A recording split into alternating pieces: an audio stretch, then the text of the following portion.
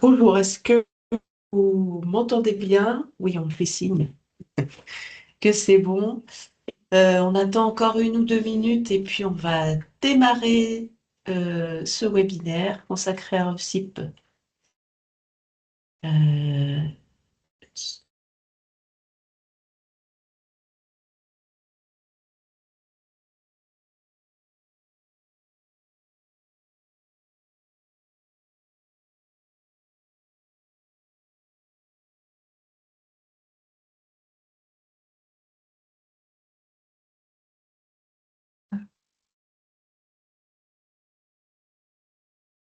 j'ai partagé mon écran.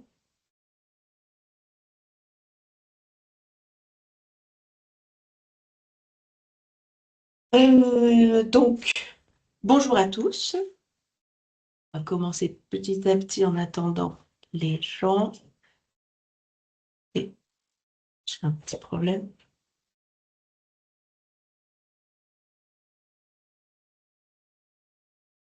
Voilà.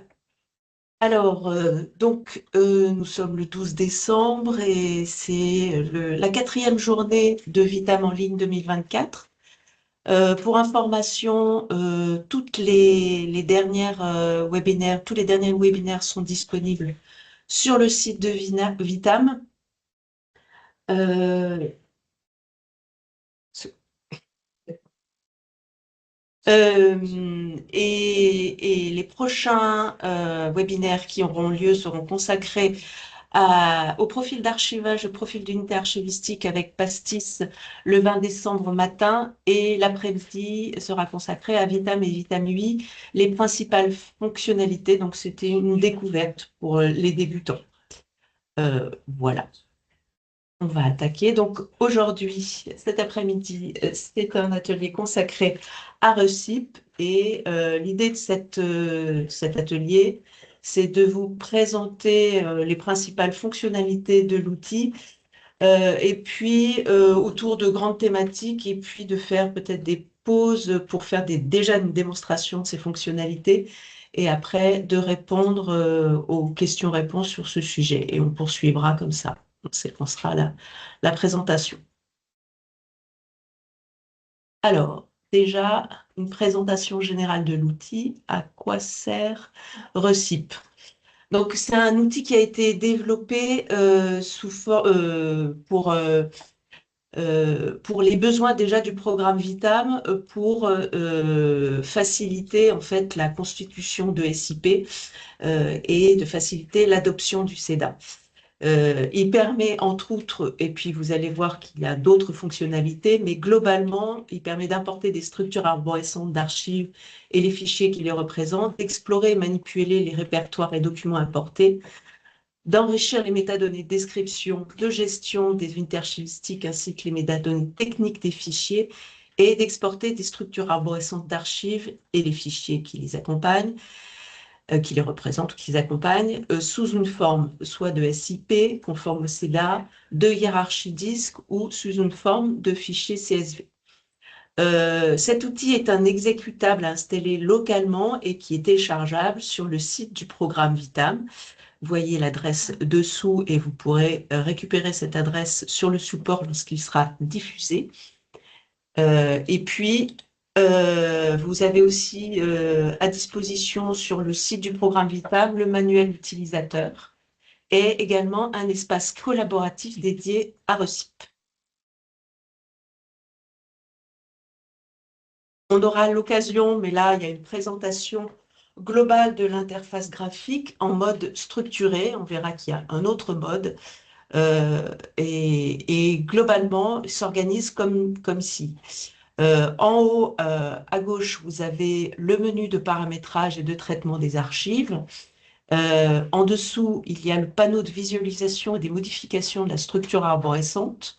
Sur la droite, dans la page principale, en haut, il y a le panneau de visualisation et de modification des métadonnées de l'unité archivistique qui est sélectionné.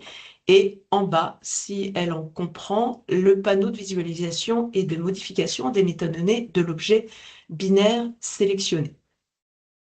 Je vous montre la forme du mode de l'autre mode de l'interface, le mode XML expert. Donc, vous voyez qu'en fait, si vous parlez couramment de CEDA, vous pouvez basculer dans ce mode-là et ça vous permet en fait de voir l'ensemble des balises du CEDA qui sont construits au fur et à mesure. Avant de présenter plus globalement la moulinette, je vais déjà vous présenter en fait les possibilités d'import et notamment comment importer des éléments à travailler. Alors, on peut globalement importer un répertoire bureautique. On peut importer des données archivées, arborescence bureautique, qui peut comprendre des dossiers compressés et des messageries. Et il y a deux modes d'import possibles, soit par glisser-déposer, soit en utilisant la fonction d'import du menu. Ces deux modes vont se comporter différemment. L'import par le menu, par le menu import, on le verra tout à l'heure, sur la fonction importer depuis un répertoire, va nous charger le répertoire que l'on a sélectionné, mais sans le répertoire racine. Et il ne va pas être possible non plus d'importer par cette voie d'autres répertoires. En revanche, si on veut ajouter aux données qu'on a déjà chargées d'autres éléments, on va pouvoir faire un glisser-déposer qui sera possible de faire régulièrement. Cette haute possibilité d'import peut être aussi faite dès le départ. Et dans ce mode-là, vous allez charger exactement ce que l'on dépose, c'est-à-dire que le répertoire massif, racine sélectionné est compris dans l'import. On a d'autres possibilités d'import, autres qu'un répertoire bureautique. On peut également importer un SIP qui est formalisé en CEDA 2.1 ou en CEDA 2.2 pour le retravailler, par exemple. On peut importer un DIP pour communiquer à un service producteur sous une forme arborescente avec le nom des fichiers des répertoires d'origine, c'est-à-dire qu'on importe un DIP qui peut être à plat, et après, en exportant l'arborescence, on réorganise, on reconstitue l'arborescence et les noms de fichiers. On va pouvoir aussi importer un zip qui va contenir une arborescence de fichiers, et lors de cet import, Recip va décompresser le zip et il va reconstituer en fait la structure arborescente d'archives directement. On va aussi pouvoir importer un CSV d'arbre de positionnement ou de plan de classement pour constituer un site d'arbre ou de plan de classement qu'on aura construit dans un tableur, et dans un fichier CSV. La construction de ce tableur est très normée et vous aurez toutes les informations sur le site des colonnes attendues. Vous avez aussi la possibilité d'importer un fichier CSV des métadonnées qui correspondent à la structure arborescente d'archives ou de fichiers construits que vous avez aussi, que vous pouvez modifier sous forme de tableur et réimporter régulièrement. Donc, ça va permettre de faire peut-être de travailler dans Recip et puis de pouvoir faire des modifications en masse dans le fichier tableur. Et enfin, on peut importer un conteneur de messagerie et comme l'import de fichiers zip, vous pouvez, à l'import, il y aura une extraction automatique de son contenu, de la boîte de messagerie qui peut être en PST, en Thunderbird ou en Mbox, et notamment si vous voulez travailler, avoir un traitement spécifique de ce type d'archives. Alors, avant de passer à la suite, je vais vous présenter, je vais vous faire une première petite démonstration.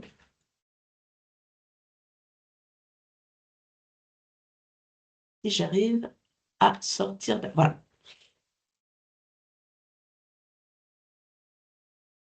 Alors, vous voyez l'interface de Recip. Pour l'instant, n'est actif que le premier menu pour charger, pour définir des préférences, pour nettoyer le répertoire travail pour quitter, et puis le menu d'import. On va voir que le reste du menu va s'activer à partir du moment où on aura des éléments à l'intérieur. J'en profite pour vous dire que vous pouvez sauvegarder à tout moment le travail en cours, fermer Recip et y revenir après en réimportant les fichiers que vous avez sauvegardés. Et qui va comprendre toujours tous les éléments que vous avez pu réaliser via la moulinette Recip.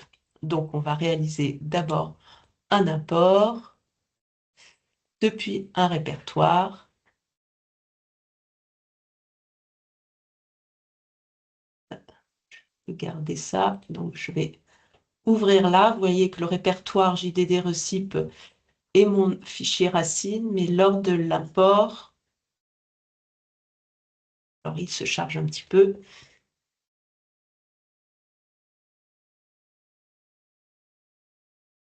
Voilà. Il s'est chargé et vous voyez que j'ai que le premier élément, donc le dossier racine n'a pas été chargé. Vous avez, avant que je ferme cette fenêtre, un récapitulatif, pardon, des archives qui ont été transformées dans l'outil. Donc, on a 162 archives, unités archivistiques, 141 groupes d'objets techniques, 141 objets techniques, et on a la volumétrie d'ensemble. Donc, je ferme et je vais pouvoir regarder ce qui se passe ailleurs. Donc, on revient sur le menu. Les autres éléments du menu ont été activés et on voit que je vais avoir un menu contexte qui va me permettre, je vais regarder déjà, on a les informations d'import qu'on a vues au départ et on va pouvoir voir qu'à partir du moment où on va pouvoir modifier l'ensemble des éléments, en ajouter ou en supprimer, cette information va évoluer et sera renseignée. J'ai aussi un menu pour éditer les informations d'export. On ira à la fin de la démonstration quand on voudra finaliser la constitution du site. On a aussi tous les éléments de traitement et ça aussi petit à petit, lors de la démonstration, on ira les parcourir. Et puis, ce que je voulais vous montrer, c'est qu'on a aussi l'ensemble des différentes possibilités d'import que je vous ai identifiées au début de cette présentation. Donc, on est dans l'interface et maintenant, eh ben, on va pouvoir voir la structure arborescente et je peux déployer un petit peu tous mes éléments. À partir du moment où je me, comment dire, euh, je sélectionne une unité archivistique, je vois que je peux visualiser les métadonnées de cette unité à droite et si elle comprend un fichier, on va aussi pouvoir voir l'ensemble des métadonnées techniques du fichier qui accompagne cette unité archivistique.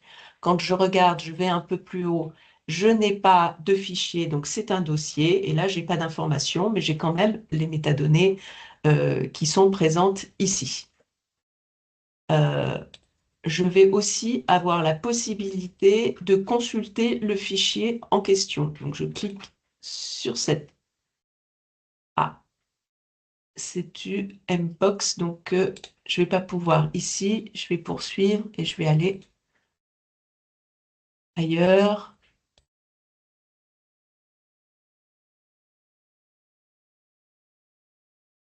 Voilà.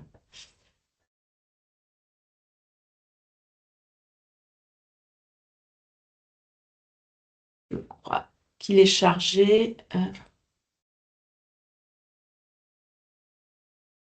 Voilà.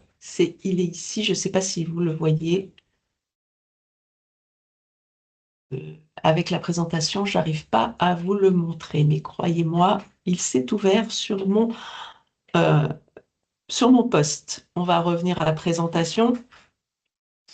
Voilà un petit peu tous les éléments de présentation de l'outil que je voulais déjà aborder dans cette partie import. Et on va revenir en fait à la seconde partie.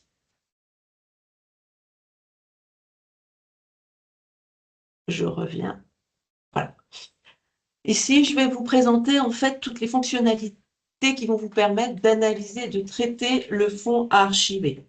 Il y en a beaucoup. Déjà, vous allez pouvoir consulter les statistiques en fait de fonds que vous avez chargés. Vous allez pouvoir visualiser la répartition du fonds par catégorie de format et puis localiser les objets en fonction de la catégorie de format que vous avez sélectionné.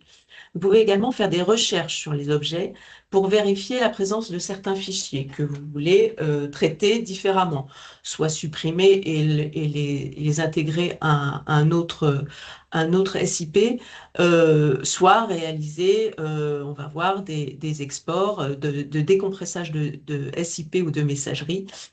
Voilà. Si vous voulez les avoir complètement en entier, enfin tout le contenu soit chargé dans le SIP. Et puis, on va le voir, vous pouvez aussi effectuer une recherche sur la taille des objets pour repérer, par exemple, soit les fichiers vides, soit les fichiers volumineux que vous pourrez peut-être aussi supprimer de votre première formation de paquets d'archives, de SIP, et puis le traiter à part parce que cela va alourdir en fait le SIP que vous êtes en train de constituer. On va pouvoir aussi extraire les éléments d'un conteneur.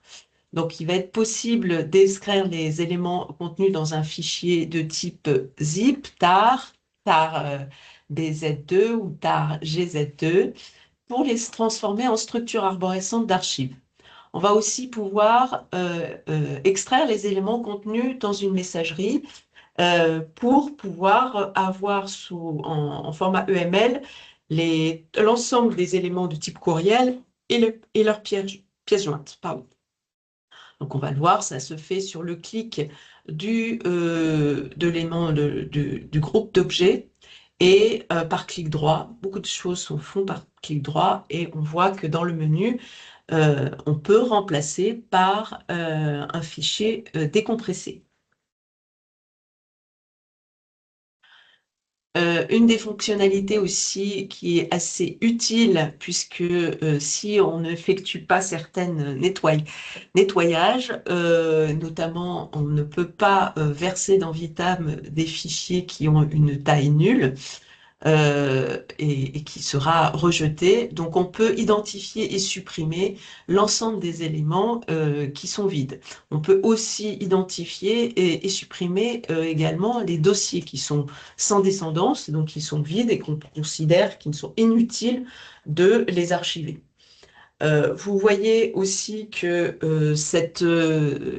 dans la fenêtre de statistiques, on va pouvoir, s'il y a la présence de fichiers vides, on vous informera qu'il va falloir à un moment donné le traiter avant la finalisation de votre SIP. Je peux également identifier et traiter les doublons. Donc, il y a une fonction qui va permettre de vous regrouper l'ensemble des doublons qui sont présents dans votre arborescence. Et après, vous pourrez choisir soit de supprimer l'un des doublons en parcourant l'arborescence grâce aux flèches, soit de fusionner, et donc on va voir fusionner les objets pour n'avoir plus qu'un seul objet qui va faire référence à deux unités archivistiques. C'est pour essayer d'avoir de l'espace et puis de ne pas verser en doublon des fichiers. Je vais aussi pouvoir rechercher des unités archivistiques. Donc, je vais pouvoir effectuer des recherches dans les unités archivistiques. Par exemple, ça peut me servir pour détecter des unités à éliminer et corriger. Par exemple, en tapant des termes que l'on qui permet d'identifier des documents personnels et qu'il ne faut pas archiver en tapant par exemple les mots-clés perso, personnel, confidentiel, etc. Je sais qu'il y a des services d'archives qui se constituent une petite bibliothèque de vocabulaire pour pouvoir rechercher en fait tous les vocabulaires qui peuvent avoir attrait au dossier personnel ou qui peuvent permettre aux services d'archives de mettre à part certains documents. Il y a aussi des caractères qui vont être interdits ou gênants dans le système, donc on va pouvoir rechercher en fonction des caractères spécifiques et de pouvoir corriger ces caractères dans les métadonnées techniques comme dans les métadonnées descriptives. Et on peut aussi rechercher des unités archivistiques pour peut-être regrouper des comptes rendus, des supports, enfin, pour pouvoir réorganiser votre fonds. Enfin, la dernière possibilité de l'outil va vous donner la possibilité de reclasser les dossiers et les documents. Donc, plusieurs fonctionnalités sont disponibles. Vous pouvez créer une unité archivistique soit à la racine ou soit dans un répertoire, toujours par un clic droit dans la zone cible. Et puis, le menu vous propose de créer directement une unité archivistique.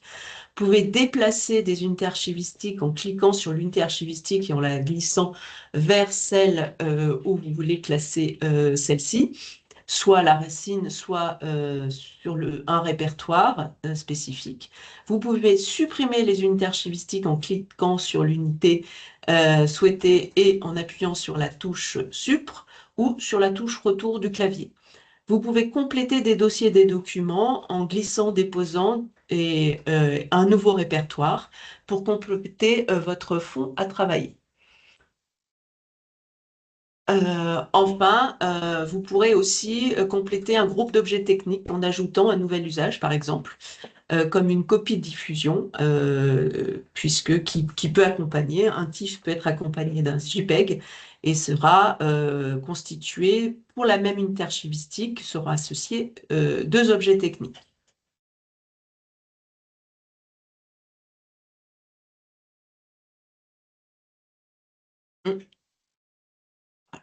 Avant de passer à l'enrichissement, j'ai des problèmes. Je vais demander à Mathilde qui m'accompagne si on a déjà des questions sur les sujets. Je me déplace parce que je ne peux pas activer mon micro, donc pour que tout le monde m'entende, on a eu une seule question à laquelle j'ai répondu normalement, qui concernait est-ce qu'on peut importer un SIP fait avec un autre outil et est-ce qu'on peut le modifier dans Recip? Oui, bien sûr, à partir du moment où il est en CEDA 2.1 ou 2.2. Je peux aller voir. Et c'est tout pour l'instant. C'est tout pour l'instant, d'accord. Merci Mathilde. J'en ai des nouvelles. J'ai quelqu'un qui va sortir de... J'en ai deux nouvelles, si jamais ça va. Oui, bah, je vais voir. On va prendre un petit peu de temps pour regarder. Je crois que Karen a levé la main. Je vous écoute. Normalement, elle ne peut pas activer son micro. Je vais activer le micro de Karen. Il est activé. Voilà. Non. Karen, vous pouvez poser votre question si vous voulez activer votre micro. Non, elle est toujours pas... Je pense qu'il faut poser la question. Oui, je pense Il faut peut-être plus la rédiger parce qu'apparemment, on n'a plus la main pour Karen. Karen, votre micro est activé si vous voulez poser votre question. Non, on ne le voit pas, Alain. Moi, je ne vois pas activé. Bon, est-ce que vous pouvez l'écrire, votre question?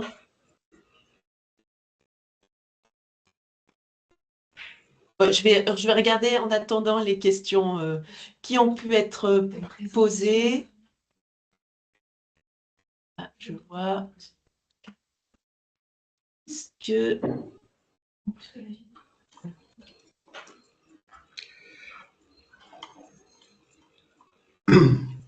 Alors, on a une première question de Camille Forgier.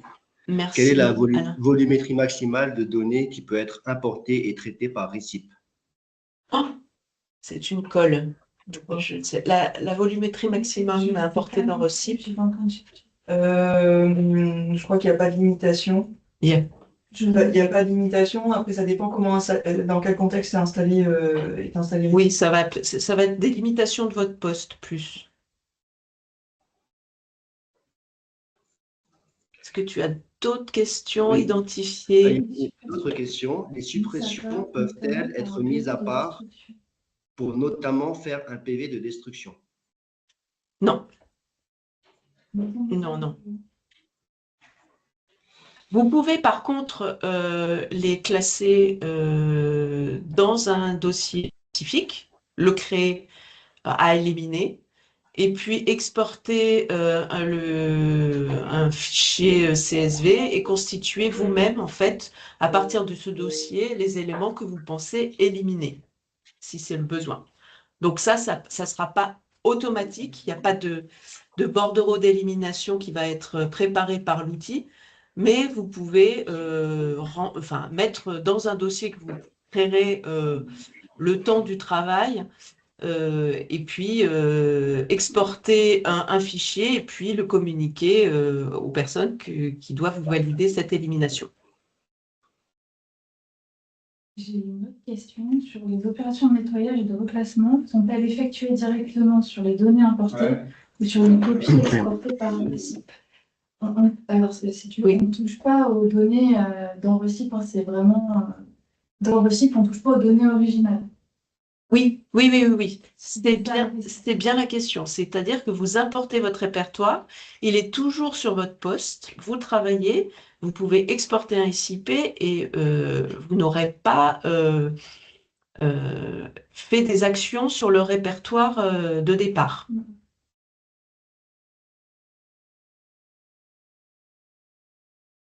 Donc on peut, oui, en effet, travailler le SIP dans un autre outil et avec la même version du CEDA 2.1 ou 2.2, vous pourrez le travailler dans RECIP.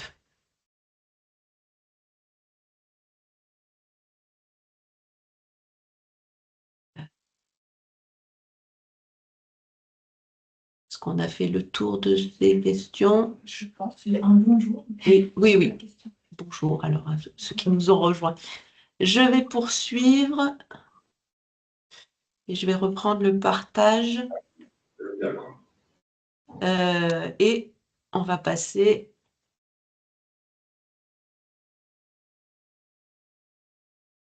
toujours des problèmes. Alors, à la petite démonstration donc de tout ce qu'on peut faire en termes de traitement. Donc, vous avez un menu traité ici au milieu. Et on va commencer, comme la présentation, à aller voir les statistiques du fonds que j'ai chargé. Donc, on voit que j'ai des informations par catégorie de format. J'ai des totaux en haut, donc on me rappelle le nombre de fichiers qui ont été chargés, la taille minimale, la taille moyenne par catégorie de format, la taille maximale et le total pour cette catégorie. Je vois que je suis déjà alertée que dans mon contexte de travail, j'ai des fichiers vides et qu'il faudra que je traite avant la fin de la constitution de mon SIP. Et puis, je peux en fait aller, par exemple, voir la catégorie messagerie. Donc, j'ai deux messageries et je peux, ou éléments de messagerie, soit des conteneurs, soit des mails. Et en cliquant sur la petite loupe, je bascule dans le mode recherche, qui est une autre fonction qu'on verra tout à l'heure, et qui me présélectionne la catégorie de format. Et après, via les flèches, je vais pouvoir identifier l'ensemble des fichiers qui concernent la catégorie messagerie. Donc, j'en ai trouvé deux. Et tout de suite, l'outil s'est positionné sur le premier. Donc, c'est une messagerie. Elle est de type Mbox et j'ai l'ensemble des éléments que je peux consulter. Tous les éléments de type métadonnées descriptives comme les métadonnées techniques de l'élément. Si je poursuis, on me repositionne sur un autre élément qui est cette fois un mail qui a été extrait directement. Donc, je peux ainsi chercher les différentes catégories de formats que je veux. Je peux aussi pouvoir faire des recherches spécifiques. Si jamais je veux identifier un PIST, une Mbox directement, parce que je veux faire un traitement spécifique, je vais pouvoir rechercher en désélectionnant et en mettant liste de formats libres et je vais rechercher. Donc, je n'en ai pas avec ce PUID spécifique. Je n'ai pas d'éléments. Je ne sais pas ce que c'est. Rechercher. Trouver, pardon. Si je referme et je vous remontre que, donc on en a fini sur les statistiques, que je vais pouvoir rechercher, donc je vais retrouver ma fenêtre qui me permet de rechercher des objets ici. Donc je retrouve ma fenêtre et je vais cette fois essayer d'identifier un élément de type zip. Alors, dossier compressé, voilà, et je recherche. Il m'en a trouvé un. Et je vais pouvoir, et il s'est positionné directement dessus. Et j'atteins donc l'élément, là on est sur l'élément unité archivistique, et là je me positionne sur le groupe d'objets, sur l'objet technique. Si je fais un clic droit, j'ai le menu, quand il s'agit donc d'un dossier compressé ou d'une messagerie, qui me permet de remplacer par le dossier compressé. Donc c'est ce que je vais faire parce que je veux archiver finalement l'ensemble des éléments contenus et pas un dossier zip. Donc, il me dit qu'il y avait, donc il me fait le compte de l'ensemble des documents qui étaient dans ce dossier compressé. Donc, j'ai 4 unités archivistiques et j'ai 4 objets. Je ferme et je peux voir que dans le menu contexte, si je retourne dans les informations d'import, on va m'afficher l'information de ce qui a pu être modifié. Donc au départ, j'ai cherché 162 unités archivistiques correspondant à 141 objets et maintenant j'ai 167 unités archivistiques et j'ai 144 objets. Donc vous pouvez toujours à visualiser en fait les données de votre fonds que vous travaillez. Qu'est-ce que l'on peut faire encore sur la recherche d'objets? On peut identifier des éléments volumineux. Donc, je vais mettre, par exemple, en octet et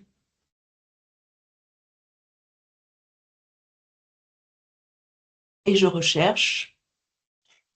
Donc, il m'a identifié une vidéo que je peux décider soit de garder, soit de supprimer.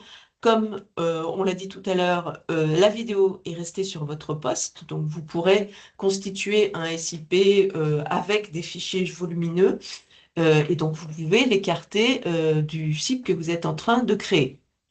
Voici à peu près tout ce que vous pouvez faire sur la recherche d'objets.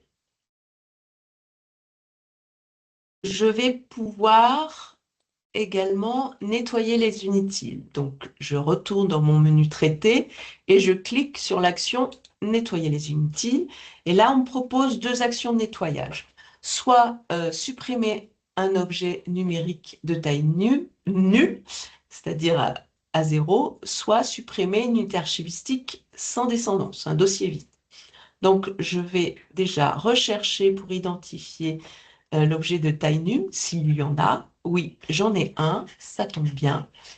Donc, il s'est positionné dessus et je peux aller dans les informations techniques sur le format, donc directement là, la taille. On voit que la taille du fichier est à nul. Donc, je vais pouvoir supprimer ce format ou le remplacer. Donc, je peux supprimer directement parce que de toute façon, j'ai toujours une petite popine de confirmation lors d'une suppression.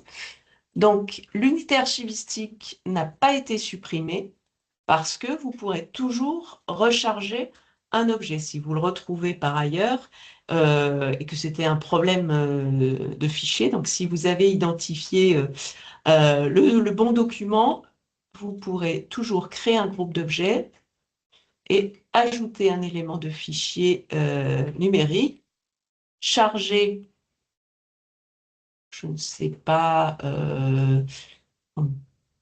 je suis allée dans le bureau.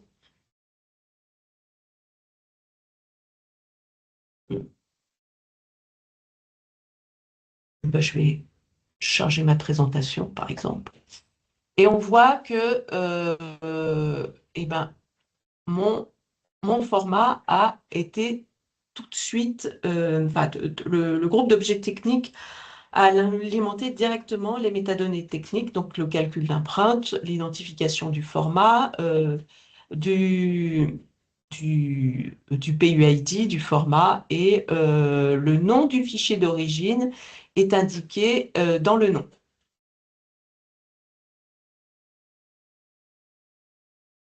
On retourne pour continuer à nettoyer les inutiles. Donc, je n'avais qu'un fichier de taille nulle. Je peux également identifier les dossiers sans descendance. Si jamais je ne veux pas conserver quelque chose d'inutile,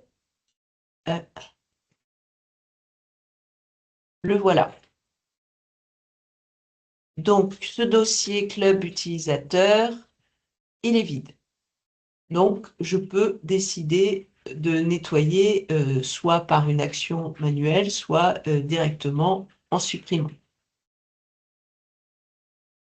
Et bien sûr, comme j'ai supprimé tout à l'heure mon dossier et j'ai oublié de sauvegarder l'ajout de mon document, j'ai toujours un dossier vide ici. Donc, je vais le supprimer également. Voilà pour cette fonction. Je vais maintenant essayer de voir si j'ai des doublons. Alors, c'est souvent fréquent quand j'ai décompressé un fichier de type zip, parce que souvent, en fait, on collecte des choses en format zip qu'on a déjà dézippé, et puis ça peut provoquer des doublons. Donc, je vais dans Traiter des doublons, et je clique sur la petite loupe. Avant, vous pouvez paramétrer les critères de sélection des doublons. Donc, par défaut, il y a une recherche sur l'empreinte des fichiers. Mais je peux également dire que je veux identifier que les fichiers ayant la même empreinte, mais également ayant le même nom, ou que les fichiers ayant la même empreinte, mais qui ont des noms différents. Donc là, c'est le cas, et je laisse non sélectionner non. Et puis, je vais aussi vérifier les métadonnées techniques. Donc, je clique sur la loupe, et je vois que j'ai des lignes qui identifient déjà le nombre de doublons. Je pourrais en avoir plus de 2. Là, j'ai que des doublons de 2. Et pour chaque ligne, je vais pouvoir me positionner et voir dans l'arborescence où se situent les doublons. Donc, je retrouve ici, et quand je fais sur la flèche, donc j'ai le premier doublon, et je vois que juste dessous, j'ai un doublon, un deuxième doublon.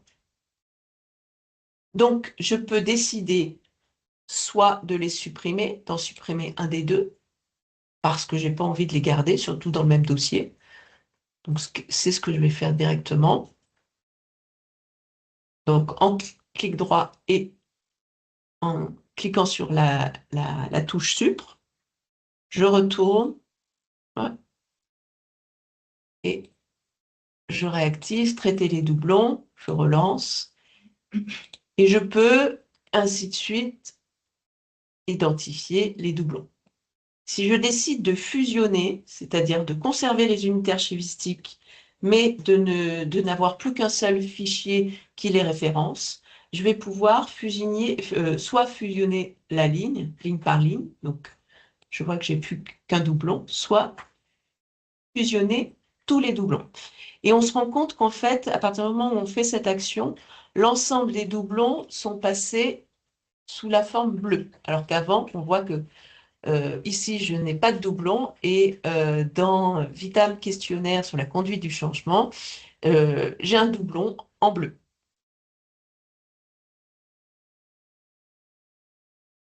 Qu'est-ce que je voulais vous montrer également? Oui, je peux faire des recherches sur les unités archivistiques. Donc, je peux paramétrer, respecter la case, les métadonnées, des unités ou des objets numériques. Donc, je vais, ce qu'on peut faire pour identifier un document personnel, par exemple, mettre perso, on l'a déjà vu, repérer, je crois, en faisant un autre traitement. Et en effet, j'ai un mail qui s'appelle perso, donc je vais pouvoir directement le supprimer parce que je vais l'archiver. On a dit tout à l'heure aussi, on peut repérer aussi les caractères spéciaux. Donc, on vous conseille de constituer une petite bibliothèque de vocabulaire pour vos recherches qui seront être systématiques. Et enfin, je vais pouvoir reclasser mon fond. Je vais par exemple voir, j'ai un fichier, un dossier, pardon, non classé. Donc, je vais peut-être vouloir dans mon fichier, je vois que j'ai des synthèses, des fiches. Là aussi, j'ai une fiche projet.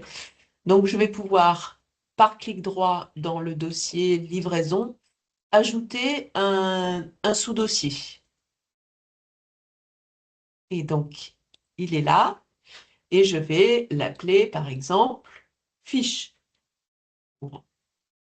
Je dois toujours penser, dès que j'ajoute dès que je fais une action sur les métadonnées techniques ou descriptives, il faut toujours que je sauvegarde l'unité archivistique. Voilà, et donc ça, j'ai pu créer mon dossier et maintenant, je vais déplacer juste par un glisser-déposer. Donc je me repositionne, celui-là aussi, je veux le mettre dans le même. Et est-ce que j'en ai encore? Voilà, j'ai une synthèse. Voilà.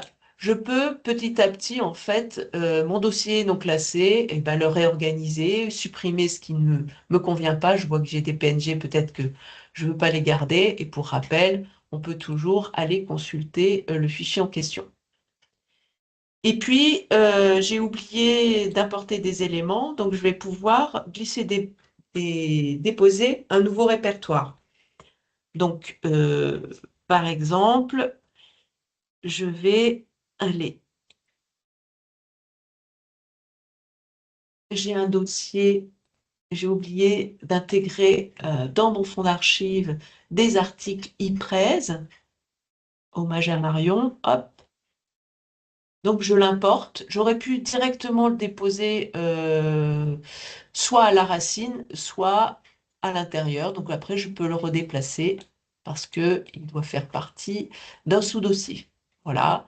Et il comprend 2 unités archivistiques. Donc, les 2 articles en question sur les arcs et sur les messageries. Voilà à peu près tout ce que je voulais montrer par rapport au traitement que l'on peut faire dans Recip. Et je vais faire une petite pause avant de poursuivre pour voir si vous avez des questions. Oui, alors je ne sais pas si on m'entend bien. Il y a beaucoup de questions sur quelle est la différence entre supprimer et fusionner, dans quel cas fusionner des doublons. Mathilde, excuse-moi. En fait, comme vous êtes dans le même bureau, on entend l'écho. Ah, Toi, tu as activé ton micro. toi non plus. Oh, excusez-moi pour le son. Ce que nous dit Alain, est-ce que tu peux couper ton micro, Alain? Parce que là, excusez-moi. Ce que nous a dit Alain, comme on est dans le même dans le même bureau, je crois que c'est problématique au niveau du son. Est-ce que je vais peut-être aller voir directement. Non, alors, on a des questions sur les doublons. Quelle est la différence entre supprimer un doublon ou le fusionner avec un autre?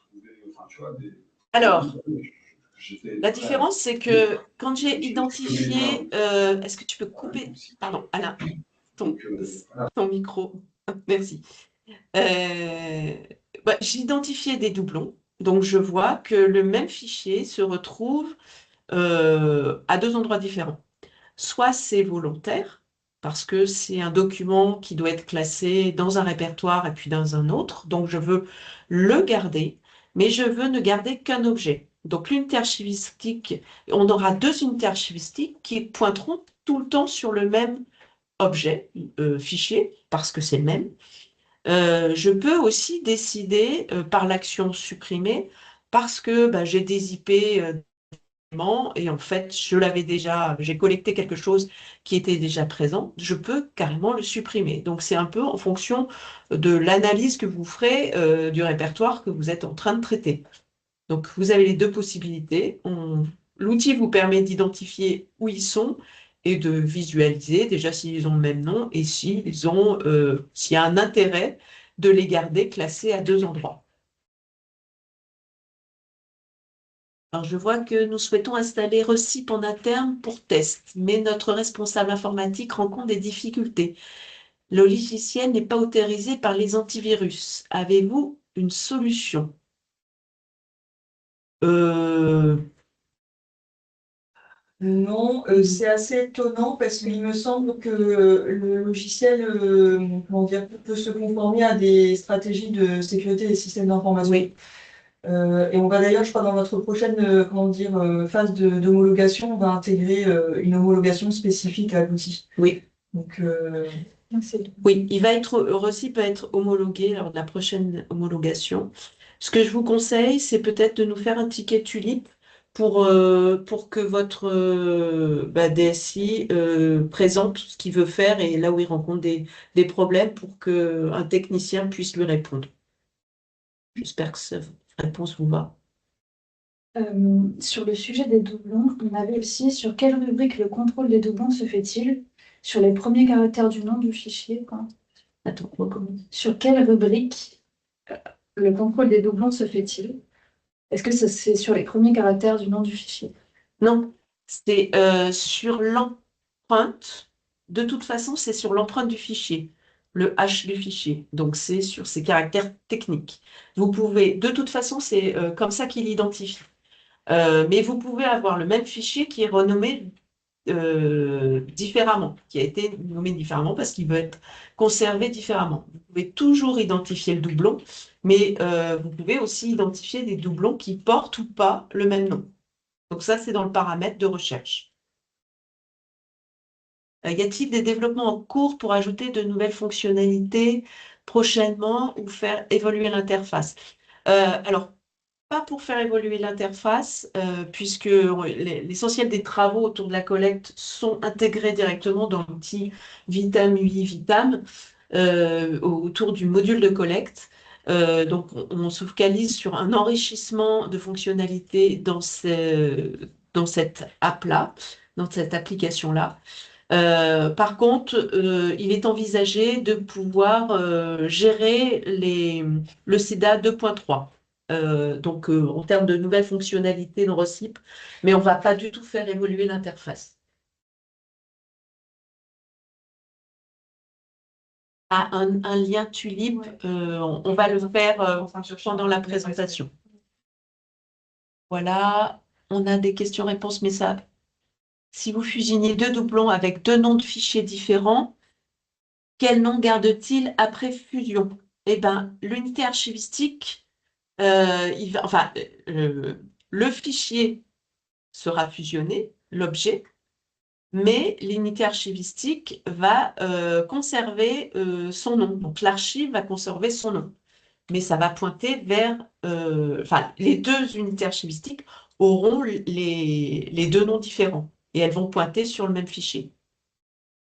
Ah, et le nom du fichier, je pense que c'est le premier qui identifié qui va porter le nom que vous pouvez aller modifier après. Est-il possible de changer l'ordre d'unité archivistique de même niveau par un glisser-déposer? De changer l'ordre. C'est-à-dire l'ordre, je pense, d'affichage. Je peux intervenir sur... Ah, L'ordre d'affichage, De mettre un dossier avant l'autre dans l'ordre. non, non, non. Il y a un ordre par défaut.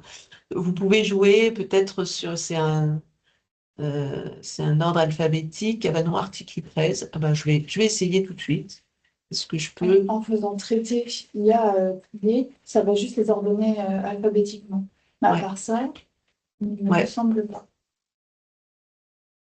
Trier l'arbre de visualisation. Ça va l'ordonner Voilà. alphabétiquement. Voilà, alphabétiquement. Donc, par défaut, quand j'importe quelque chose, toujours par ordre alphabétique. Et puis, dès que j'ajoute quelque chose, il faut que je réactive le traité et trier l'arbre de visualisation pour que mon ordre alphabétique se régénère. Et puis, pour jouer là-dessus, bah, il faudra peut-être préfixer par 1, 2, 3 ou A, B, C, D pour avoir un ordre spécifique. Pardon.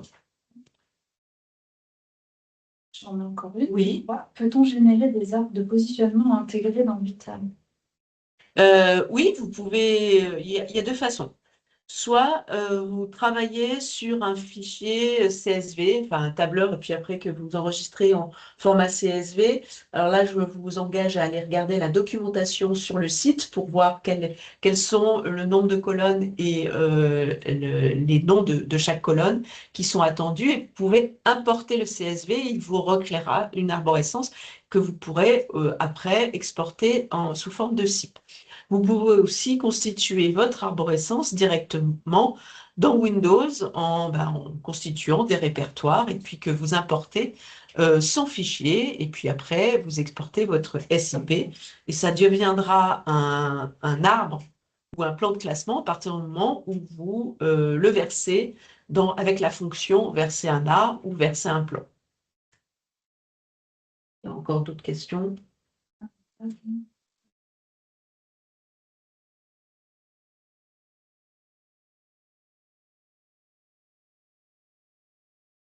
Regarde. Autre possibilité, faire un mail contact. Ah, oui, il y a déjà des informations. Question subsidiaire, du coup, j'ai essayé la seconde technique. La seconde technique, je pense que c'était créer des arborescences D'accord. directement sur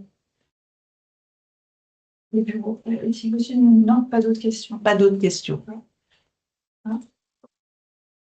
Il y en a une. Et l'import sur Vitam et KO. Alors là, on va peut-être pas vous débugger en séance ou à la fin.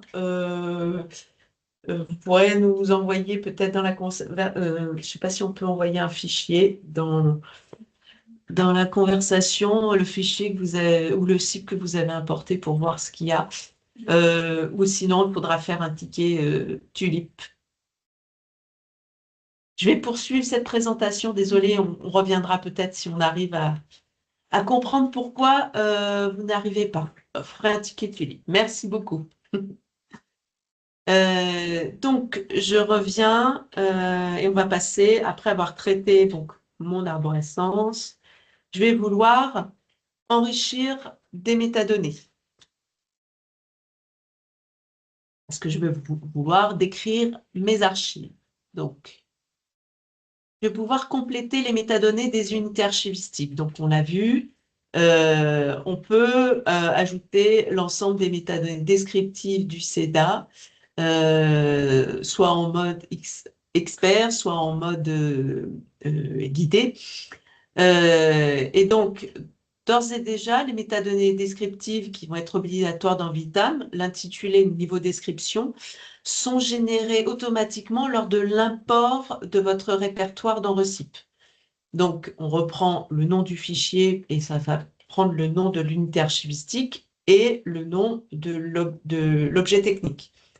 Et puis, le niveau description va être un fichier, un niveau de description item pour les fichiers, enfin pour les unités archivistiques ayant un fichier, et pour tout ce qui est dossier, ça va être groupe d'objets. Record group. Et donc, ça, c'est généré automatiquement dans l'outil. Pour les autres métadonnées du CEDA, Les métadonnées descriptives et de gestion, elles vont pouvoir être ajoutées sur chaque unité archivistique. Vous avez une aide et ça, on va voir comment on va pouvoir ajouter des métadonnées. Je poursuis avant de faire cette démonstration. Je vais pouvoir aussi modifier en masse les métadonnées des unités archivistiques. Donc, je vais pouvoir exporter puis réimporter un fichier CSV. Donc, je travaille sur mon dossier que j'ai chargé dans l'outil. J'exporte, je peux alimenter des métadonnées à la racine, par exemple, et puis je vais pouvoir, en fait, après, exporter le fichier CSV de ces métadonnées pour faire des modifications, par exemple, en masse. Tout ce qui est tag, tout ce qui est, si je veux, en fait, ajouter une règle de gestion sur l'ensemble d'un dossier, enfin, d'ensemble des unités contenues dans un dossier, ben, je vais pouvoir le travailler dans ce fichier CSV qui est exporté. Et en fait, après, quand je vais pouvoir rechercher mon fichier CSV, il va se rappeler de l'arborescence parce qu'on va le déposer à côté et je vais pouvoir retrouver en fait les éléments que je travaillais initialement avec les fichiers enfin les métadonnées qui ont été ajoutées. Si on a le temps, je ferai à la fin peut-être un exemple, mais il n'est pas prévu dans le premier déroulé de cette démonstration. Enfin, je vais pouvoir compléter les métadonnées techniques des objets. On a vu que je pouvais ajouter un objet, mais je peux aussi vouloir modifier, si jamais je sais que c'est pas l'identification du bon fichier pronom, je peux le modifier. Puis surtout, je vais pouvoir modifier le nom du fichier s'il comprend des caractères spéciaux qui vont pouvoir être problématiques lors de l'import d'un Vitam. Donc, on va aller voir dans l'outil comment ça se passe. Alors, je vais, par exemple, vouloir ajouter sur le dossier racine des éléments de description, une description. Donc, je mets, par exemple, je suis en train de préparer le versement de Vitam 2010-2020. Je pensais toujours à sauvegarder. Je peux ajouter un tag. Hop. Vitam. Je peux ajouter 2 tags. À partir du moment où elles sont multivaluées, je peux en ajouter autant que je veux. Je vais mettre 2010 par exemple. Et puis, je peux ajouter l'ensemble des métadonnées du CEDA. Donc, je veux avoir les dates extrêmes. Donc, je vais mettre une date de début. Donc, je vais le faire démarrer au 1er janvier 2020. Je rajoute toujours 1 heure et je vais ajouter les métadonnées de fin. Alors, je vais intentionnellement vous montrer, je vais faire une erreur et je vais dire que la date de fin, elle est en 2002, par exemple. Ah non, 2010, j'ai inversé. Voilà. Donc, on voit que normalement, ça pourrait être problématique. La date de fin est antérieure à la date de début.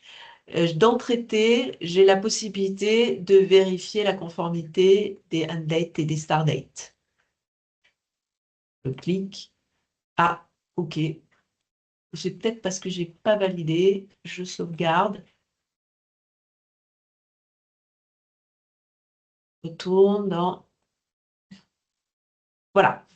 Donc, il m'identifie cette erreur qui peut être faite régulièrement et qui permettra qui va rendre en échec mon versement de SIP. Donc, parce que dès l'import dans Vitam, il y a un contrôle sur ces 2 dates et leur cohérence. Donc, je vais aller les corriger. Mais vous pouvez donc lancer avant la constitution du CIP. Et puis, attends, je retourne. Voilà. Et en fait, vous pouvez, grâce à l'identifiant de l'unité archivistique, qui est là, c'est ID10, identifier directement ID10, elle est là. Et quand je veux afficher des informations complémentaires sur mon arbre, parce que ça va me permettre d'identifier directement cette unité archivistique, je peux l'afficher en cochant la case avec les informations sur l'identifiant. Vous avez vu qu'il y avait aussi des informations sur les éléments contenus sous chaque dossier. Donc, dans Article Presse, j'ai 2 éléments.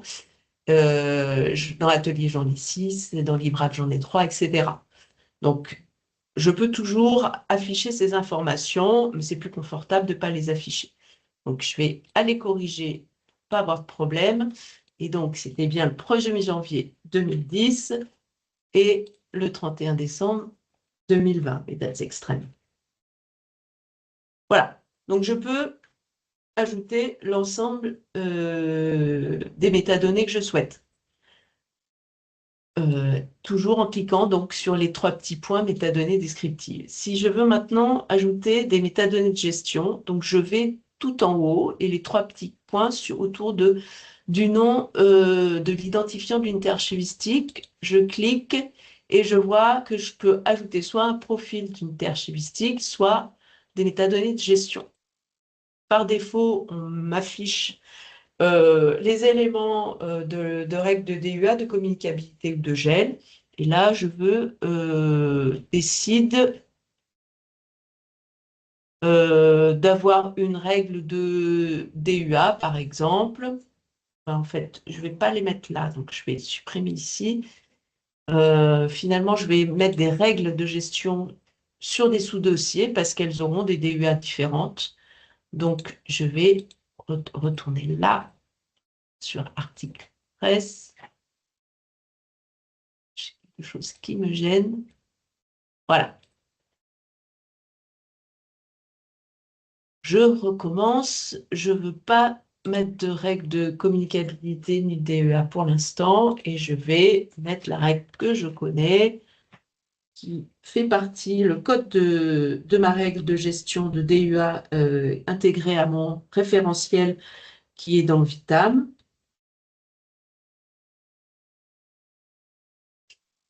Et puis, je vais lui mettre une date de début et un sort final à conserver. Donc, le fait de positionner une règle de gestion à un élément racine d'un dossier va me permettre, dans Vitam, de pouvoir propager par héritage cette règle de gestion. Donc, en fonction des dossiers, je vais pouvoir mettre des règles de DUA différentes. Donc, ça vous permet aussi d'organiser votre fond et votre classement en fonction des règles que vous voulez poser sur chaque dossier, puisque les unités archivistiques pourront en hériter ou pas, parce que vous pouvez aussi ajouter, c'est là aussi un héritage bloqué. Donc, vous pouvez, j'aurais pu avoir une règle des DUA commune à l'ensemble de mon fonds et puis jouer sur l'héritage de cette règle de gestion dans toute mon arborescence. Et pour un des sous-dossiers, je vais vouloir bloquer l'héritage d'une règle ou d'une catégorie de règles et puis lui poser une nouvelle règle. Donc ça, comme ça, vous pouvez gérer en fait vos éléments et par héritage ne la poser qu'à un certain niveau. Voilà sur l'enrichissement des métadonnées descriptives. Je vais maintenant essayer d'aller voir, je sauvegarde toujours, et je vais, par exemple, aller sur un document, atelier, voilà, par exemple, celui-ci, je sais que c'est une messagerie, et je veux le renommer, par exemple, le nom du fichier, je veux que ça s'appelle messagerie.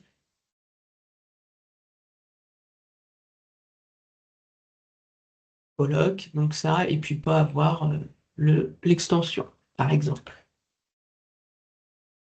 ça, ces éléments-là sont à faire notamment pour corriger les caractères spéciaux. Donc, on a vu qu'on pouvait aussi jouer sur les fichiers, en supprimer et en ajouter des nouveaux. Voilà sur l'enrichissement. Est-ce qu'on a des questions, Mathilde? Pour revenir sur l'ID règle renseignée, alors, je n'ai pas bien saisi votre ID règle renseignée. Je pense que c'est l'histoire de code. Attends, je vais voir la question.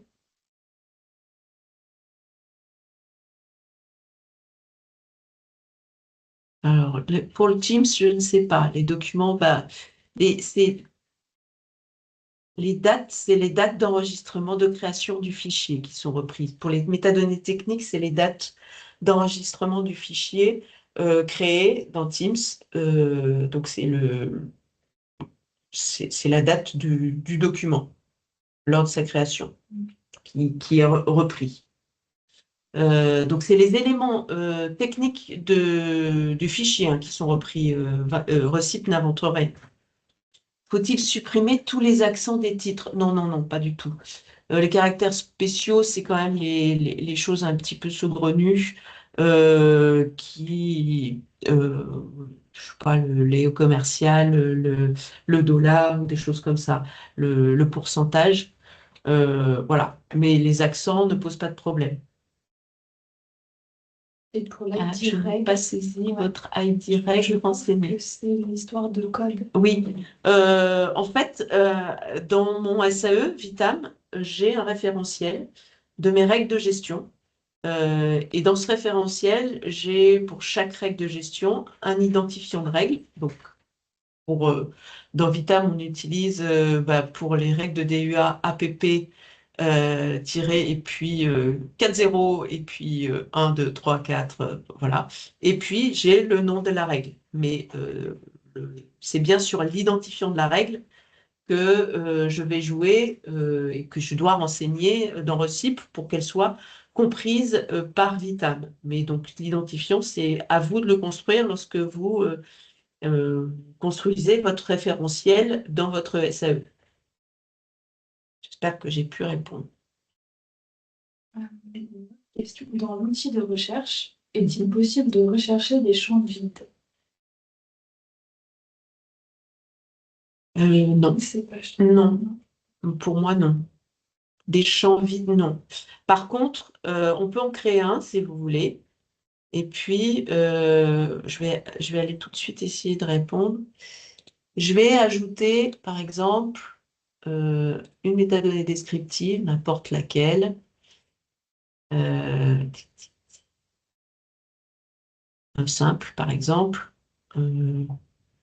Ou, comme vous voyez, là, je vais prendre une balise englobante du CEDA, émetteur, et je vais renseigner, par exemple, le prénom, et puis je vais supprimer l'identifiant, et puis je ne renseigne pas le nom de naissance, par exemple. On a vu que la balise englobante a été chargée avec les premières sous-balises prévues dans cette balise englobante. Et si je sauvegarde, et après, si je fais normalement vérifier la conformité du CEDA, non, il me dit que c'est bon, alors que normalement, une balise ne devrait pas. Donc, je n'ai pas la possibilité.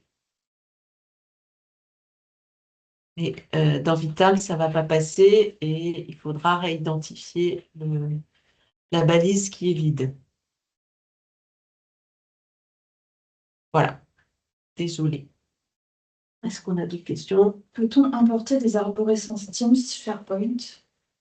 Non, enfin, c'est des répertoires de dossiers. Ou alors on les exporte et puis je ne sais pas, on l'exporte sous Windows et puis, mais pas directement, non.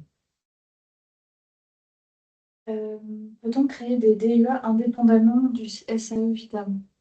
Oui, oui, oui, oui. Puis ça sera pas. Ça sera pas, enfin, ça sera pas. En fait, ce qui importe, c'est la correspondance de l'identifiant de la règle avec le SAE cible.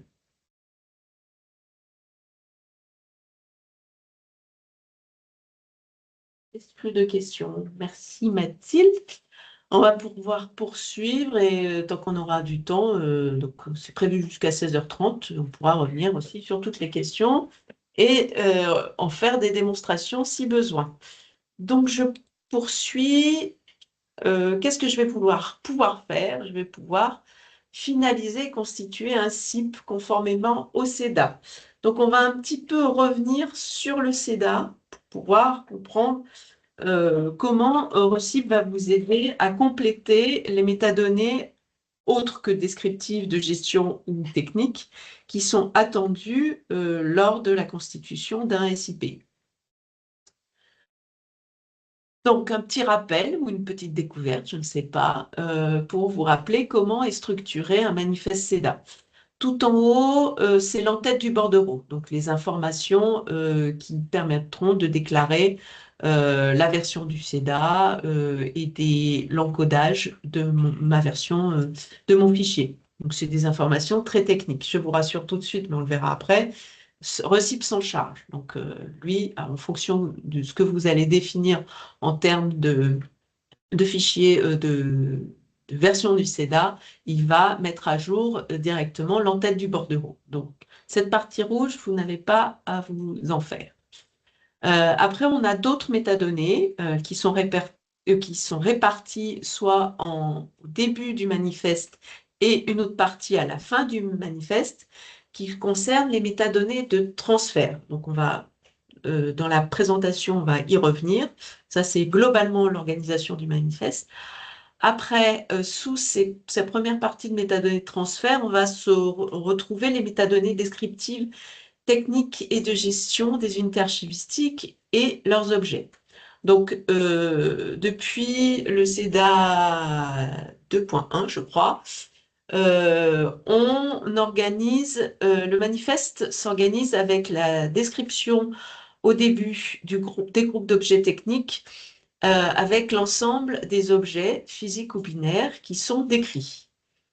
Et puis par la suite, on a la description des unités archivistiques et la description aussi de leur organisation dans l'arborescence. Donc c'est d'abord la description des objets et après l'ensemble des unités archivistiques. Mais ça encore, avec Recip, vous n'avez pas forcément à vous préoccuper. C'est juste pour information dans le CEDA. Et on va enfin, entre la dernière partie de métadonnées de transfert et les métadonnées descriptives et techniques des archives, on va avoir des métadonnées de gestion qui vont pouvoir définir le service responsable de l'entrée, le service producteur, le service versant s'il est différent de celui qui est le service véritablement producteur des archives, et puis le statut légal et l'information d'acquisition. Voilà, donc on va poursuivre. Donc, comme je vous le disais, les informations d'entête qui présentent des informations globales du bordereau. Elles vont déclarer la convention de transfert en indiquant les éléments de structure et les éléments de schéma utilisés, la version XML utilisée, l'encodage et les déclarations des espaces de nom et la version du CEDA. Donc ça, c'est très technique et comme l'on dit plus bas, l'entête est pré-remplie automatiquement par l'outil. Et en fonction de ce qu'on veut, il va s'appuyer sur la version du CEDA qu'on va définir dans les paramètres de l'outil que l'on verra en fin de présentation. Les métadonnées de transfert du SIP. De quoi s'agit-il?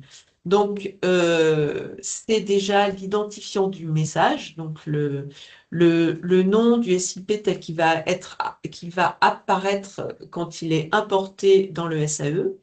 La date, vous pouvez préparamétrer le fait soit vous pouvez saisir une date particulière, soit demander en cochant directement sur la case date du jour que ça soit systématiquement la date du jour qui est déclarée dans mon SIP. Je peux, ce n'est pas obligatoire, ajouter un commentaire spécifique sur mon SIP. Par contre, ce qui va être obligatoire, c'est de renseigner l'identifiant du contrat d'entrée. Donc, qui va permettre de s'assurer des contrôles que l'on va vouloir définir à l'entrée du SIP. Donc là, je renseigne l'identifiant de mon contrat d'entrée que j'ai créé préalablement dans mon SAE. Et puis, je vais devoir définir le service d'archivage, le service versant. Alors là, ici, ce n'est pas le service versant, c'est une coquille dans RECIP. En fait, c'est le service qui correspond à l'opérateur du versement. Voilà, donc ça, vous les renseignez et on verra par la suite dans un onglet spécifique. Et quand RECIP va constituer le manifeste et le SIP en question, eh ben, il va bien les placer au bon endroit voulu par le SEDA. Et vous devez aussi renseigner donc euh, une métadonnée qui est obligatoire, c'est-à-dire la métadonnée du service producteur. Donc là, elle se compose, on est directement dans presque de l'XML. Et il va falloir renseigner, on va le voir, entre les deux balises, Originating Agency Identifier. Vous n'êtes pas obligé de renseigner un service versant, qui sera par défaut celui renseigné par le service producteur. Et vous n'êtes pas obligé aussi de renseigner des informations sur les informations d'acquisition ou de statut légal. Mais vous pouvez les renseigner ici. C'est un versement par protocole ou des archives publiques ou privées. C'est ici que vous allez les renseigner. Quand il s'agit de liste de code, ben ça, c'est géré. Dans Vitam, on en fait peu l'usage, mais le SEDA le prévoit. Et donc, c'est directement affiché, enfin, renseigné dans RECIP pour que ça soit géré sans problème dans Vitam. Enfin, une fois que j'ai renseigné donc, toutes ces métadonnées de transfert et de gestion de mon SIP, je vais pouvoir constituer mon paquet d'archives. On l'a vu, je peux définir, paramétrer le SEDA la version du SEDA que je vais appliquer dans le SIP. Donc, il faut plutôt le faire dans mes préférences. Ça, on le verra après, dans les préférences de l'outil. Et puis, je vais aussi vérifier avant d'extraire mon SIP que je suis conforme, que je n'ai pas fait de bêtises dans mon manifeste. Je peux aussi voir le manifeste si je parle couramment l'XML et le SEDA. Et puis après, eh ben, il suffira de générer un SIP en allant sur le menu Export, exporter le SIP en SEDA. Et il va constituer donc un SIP qui sera composé d'une part par le manifeste qui correspond au bordereau, un fichier XML qui contenant l'ensemble des métadonnées de description, de gestion et la description de l'arborescence, et les métadonnées de transfert et de gestion du SIP. Et puis, sera généré aussi un répertoire content qui va mettre tout à plat les fichiers numériques avec un identifiant pour éviter les problématiques de transport.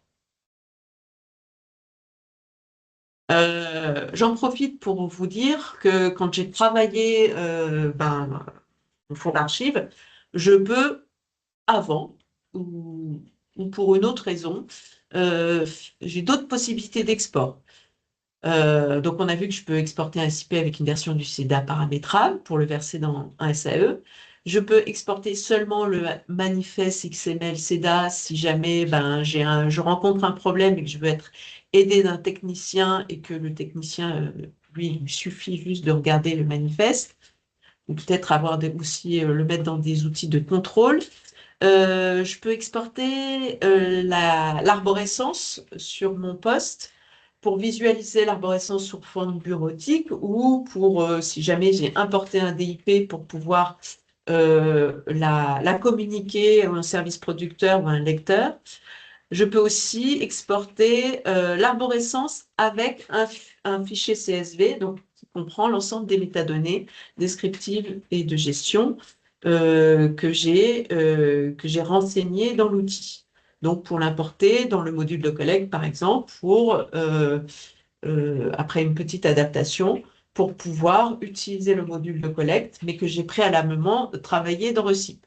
Je vais aussi pouvoir exporter la hiérarchie simplifiée fichier et le CSV directement en .zip pour le communiquer à un service producteur, par exemple. Et puis, ça m'évite d'aller après le compresser une fois qu'il est déposé sur mon poste. Et puis, la dernière possibilité d'export, c'est d'exporter le CSV des métadonnées pour préparer un instrument de recherche, par exemple, fichier de récollement, un bordereau de versement. On a vu aussi qu'on pouvait en extraire aussi un bordereau d'élimination si on ne conserve que le dossier où j'ai préalablement déplacé l'ensemble des documents que je voulais éliminer, si vous avez besoin d'une validation préalable avant de faire de réaliser leur élimination.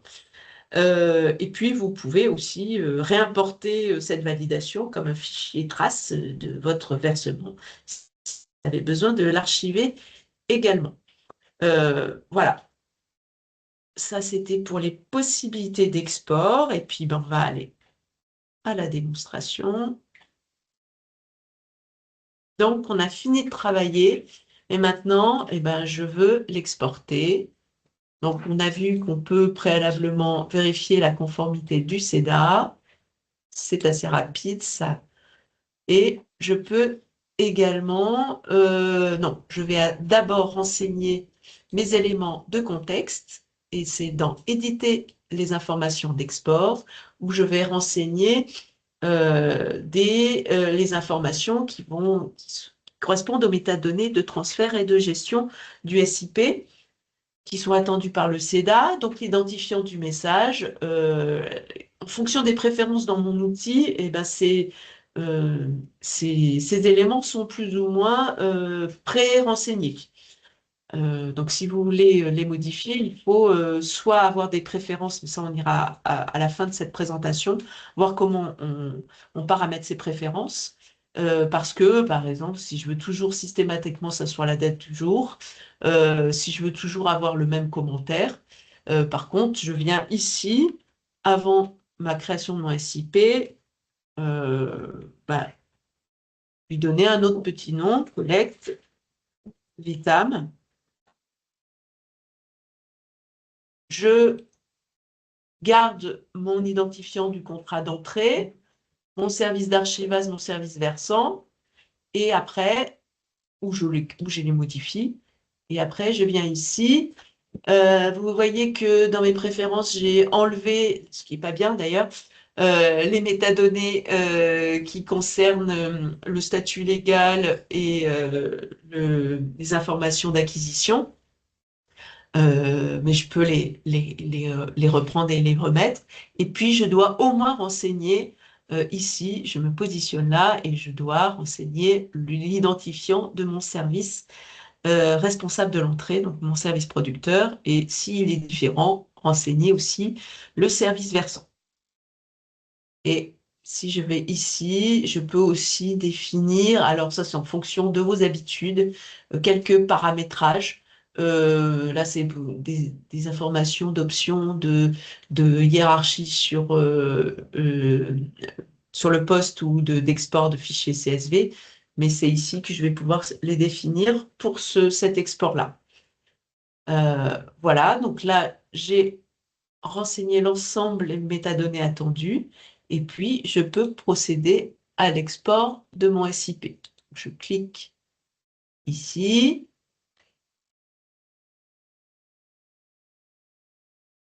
Et je vais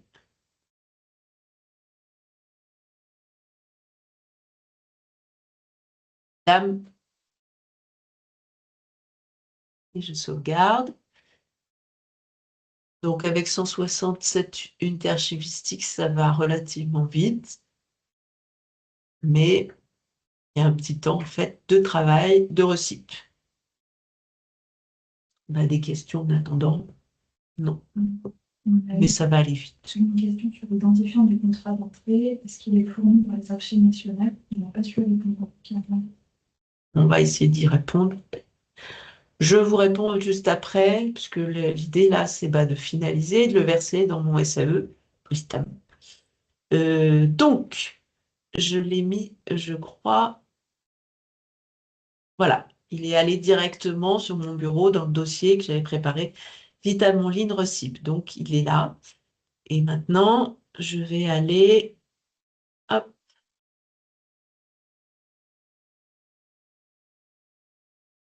Je vais aller... Je me connecte à mon SAE. Alors, là, vous avez Vitamui et je vais dans la catégorie versement. Je vais appeler là dépôt et suivi des versements. Et je vais cliquer sur déposer un versement.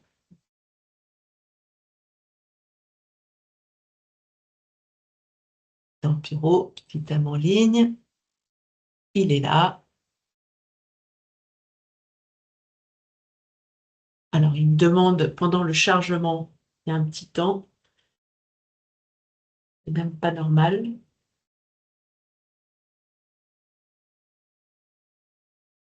Très très long pour ce petit site.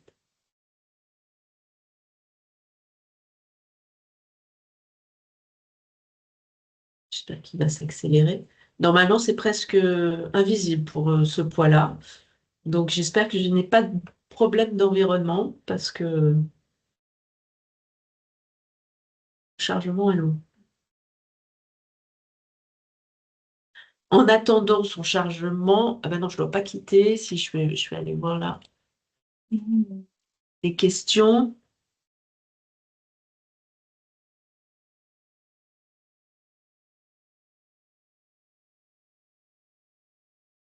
Voilà, il y a les informations de détail. Ça, vous l'avez traité, on l'a traité. Voilà. Alors, l'identifiant du contrat d'entrée, si vous devez verser aux archives nationales, en effet, il faut prendre contact avec les archives nationales et connaître le code, le contrat d'entrée que vous avez avec eux.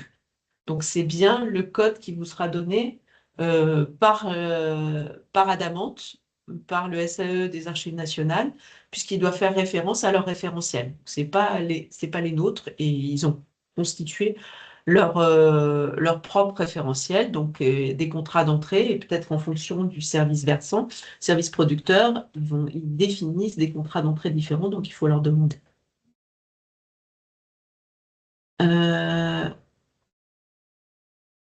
Oui, c'est tout, c'est tout. On va voir. Non, c'est très étonnant. Donc, j'espère que la démonstration ne va pas mal se terminer.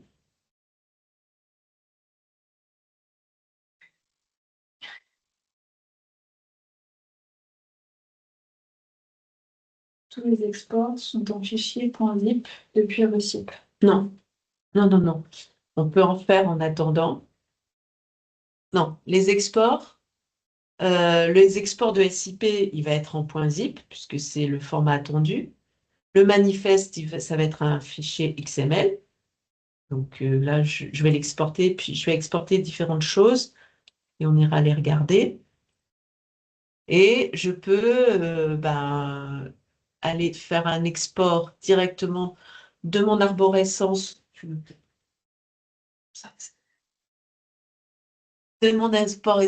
et du fichier CSV en prenant les métadonnées. Et je vais, bon, ça va être le même nom, mais l'exporter ici,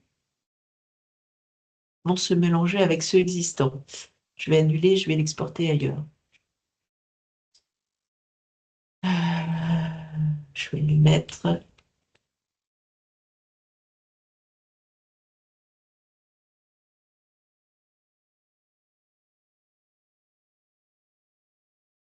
Donc, c'était pas...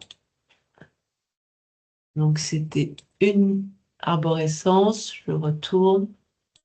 Je vais mettre là. Voilà. Il a quand même identifié qu'on était en train de parler de la même chose. Donc, il n'a pas voulu faire des mélanges. Il n'est pas bête. Je regarde en attendant. Non, toujours pas. Et on va aller voir du coup ce que j'ai exporté déjà. Vous avez vu que ce n'est pas un zip, c'est directement le manifeste. Et je peux l'afficher si je sais bien lire le CEDAR. On a vu qu'il a généré il génère l'ensemble des métadonnées et on va retrouver tout en bas les fameuses management metadata, les métadonnées de gestion et les métadonnées de transfert, le service d'archivage et le service responsable du transfert. Tout en haut, j'ai l'entête et j'ai la date identifiant du message, le contrat d'entrée que j'ai renseigné, et puis commence la description de mes objets techniques et après la description de mes métadonnées descriptives. Si je retourne ici, est-ce qu'on a exporté tout là? Voilà. Et là, je retrouve l'ensemble des métadonnées descriptives. Je les ouvre sur LibreOffice.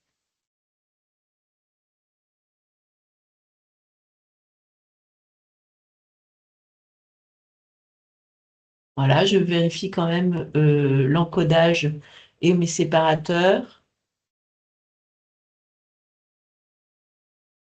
Et voilà. Donc, j'ai l'ensemble des métadonnées. À partir du moment où une métadonnée a au moins été renseignée à un endroit, la colonne qui lui correspond, donc là j'ai deux tags, un tag 0 et un tag 1.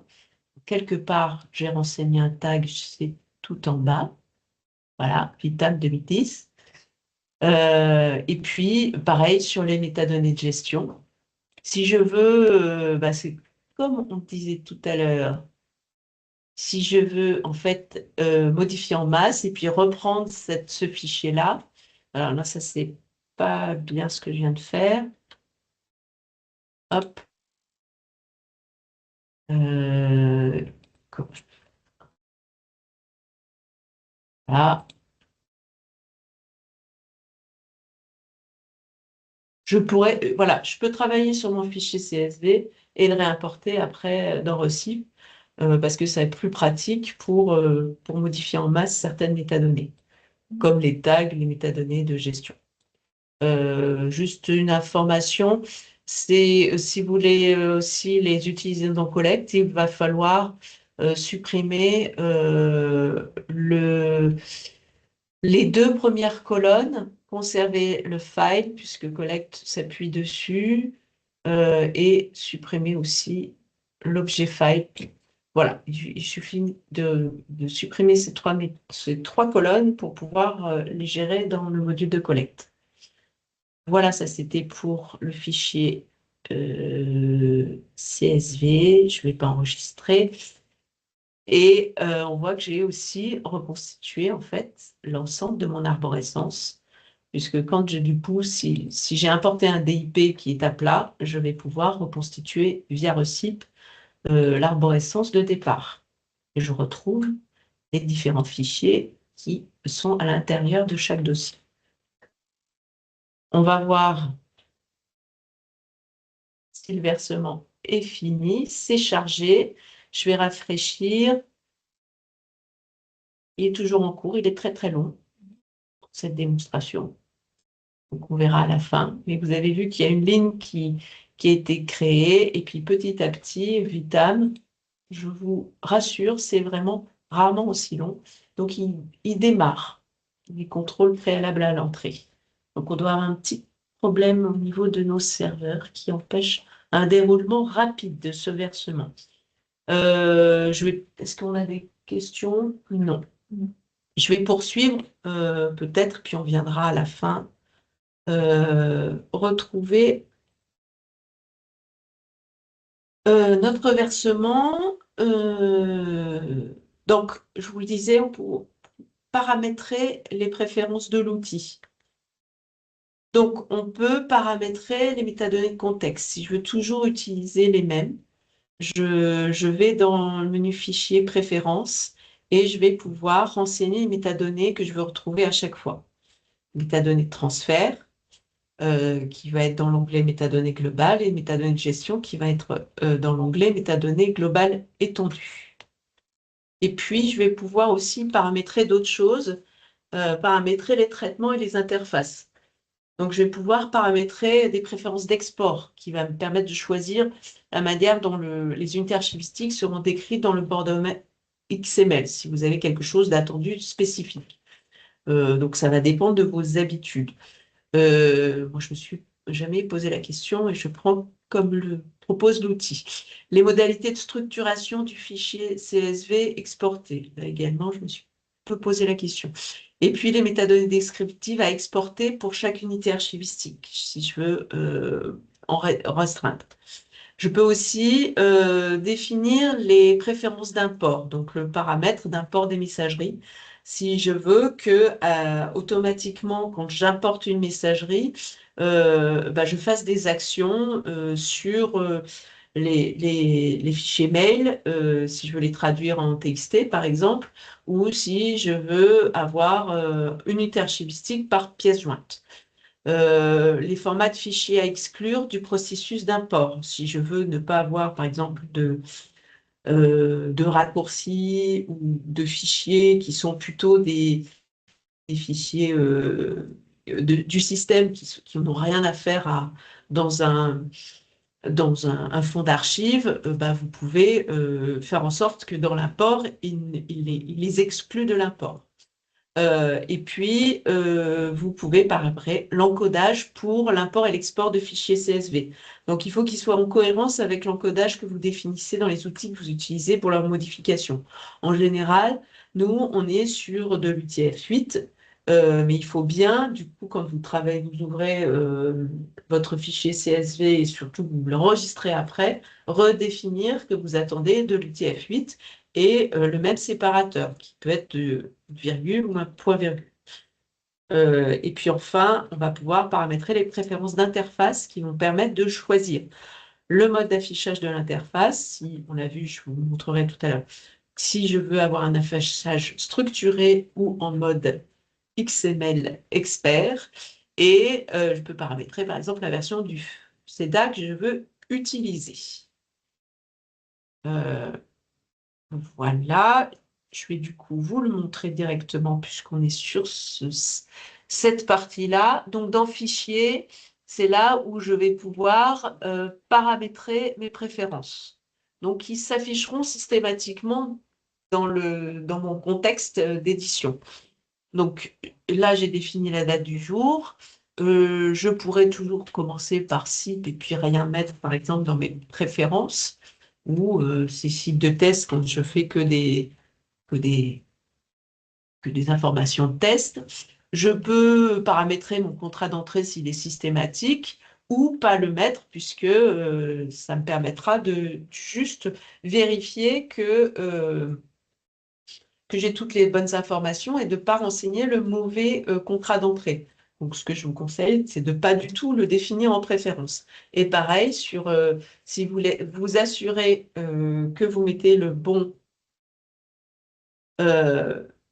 bon service producteur, videz-le. De toute façon, quand vous allez traiter et vérifier que le CEDA est bien conçu, il vous avertira qu'il attend ces métadonnées. Donc, ça vous permet de ne pas renseigner des mauvaises informations. Voilà, donc ça, c'est les métadonnées globales, les préférences des métadonnées globales et préférences métadonnées globales étendues. C'est là où je peux définir donc mon paramétrage d'export, un briquet à plat, indenté ou linéaire pour la présentation XML. Si je veux une numérotation des éléments XML avant l'export, c'est là où je vous dis que moi, je laisse ce qui est défini par défaut. Pour tout ce qui est export d'arborescence et de fichiers CSV, je peux choisir en fait si je veux ou pas avoir les objets exportés, si j'en ai plusieurs, si je veux que ça soit le premier ou le dernier, et puis définir la taille maximum des noms de mon répertoire. Et puis c'est là où vous pouvez seulement exporter certaines métadonnées de mon CSV. Et enfin, les préférences d'import, l'encodage par défaut des messageries, l'extraction des fichiers de texte quand j'importe une messagerie. Est-ce que je veux extraire directement les pièces jointes?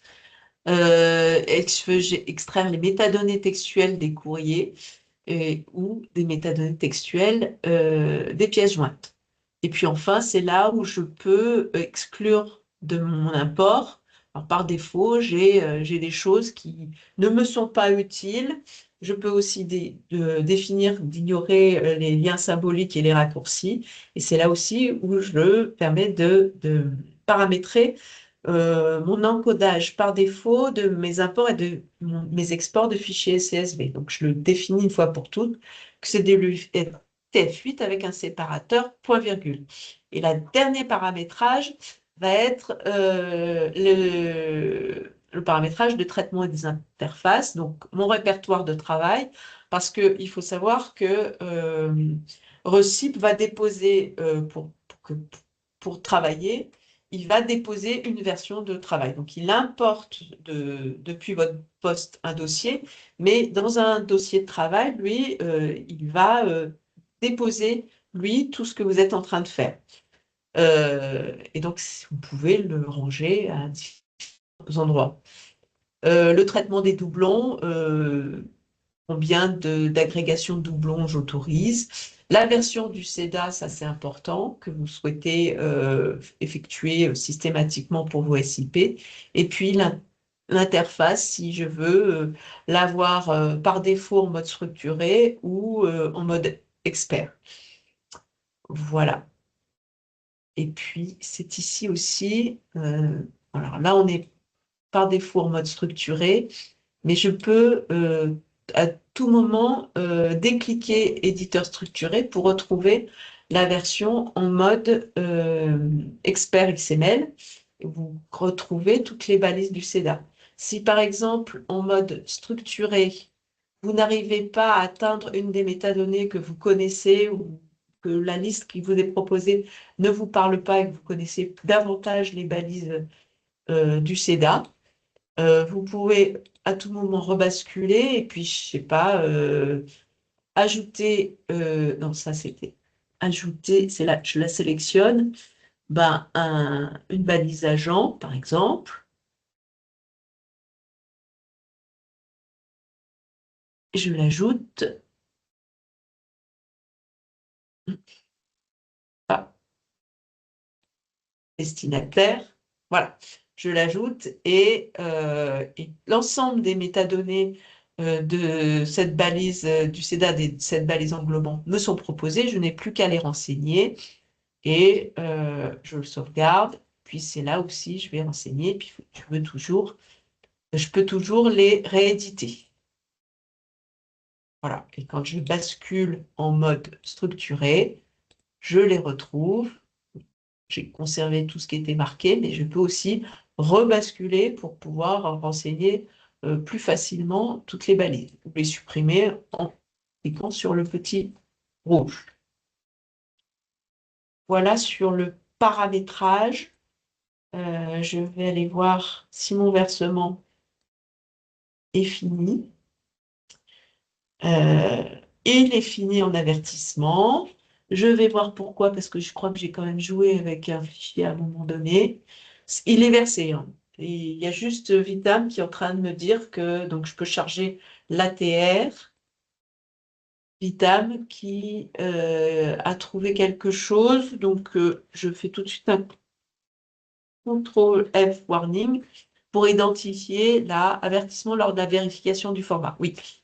J'ai joué à ajouter un PowerPoint là où c'était un document Word, donc la description des métadonnées n'était pas forcément bonne, et c'est pour ça qu'il me dit que c'est pas ce qui est décrit, et Vitam me signale juste que lui, il a trouvé autre chose, il a identifié autrement, et il va définir ce qu'il a trouvé pour pouvoir le gérer après dans le système. Et puis, tout ce que je voulais vous montrer après, je vais pouvoir retrouver quand je fais une recherche par l'identifiant du versement, je vais retrouver directement. Bon, je ne vais pas donner une position de rattachement dans mon SIP, mais je peux le faire si ça vous intéresse. Je peux vous montrer comment. Vous me le dites par message et on retrouve mon arborescence que j'ai travaillé dans mon outil Recip. Voilà. Et je retrouve et je peux charger le document. et les lire.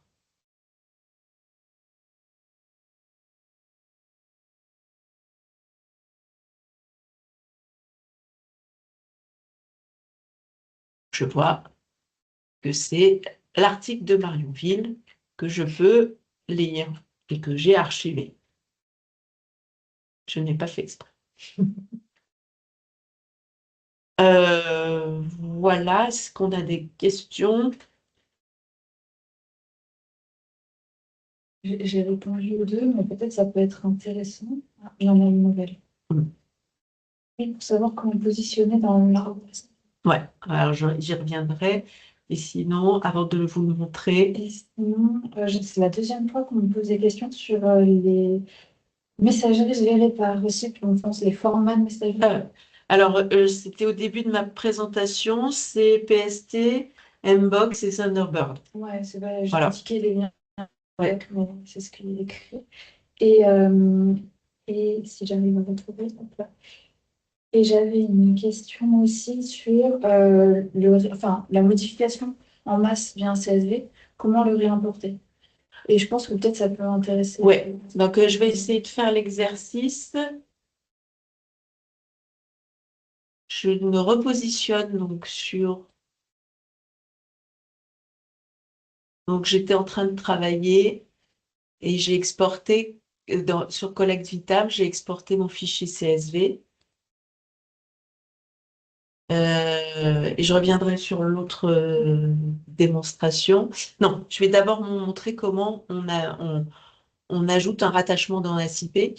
Alors, pour rattacher à une unité archivistique qui est existante dans votre SAE, il faut la rajouter fictivement. Donc, j'ai ajouté une nouvelle unité archivistique et par exemple, alors je vais voir dans mon SAE où est-ce que je pourrais le rattacher. Je vais regarder dans mon plan.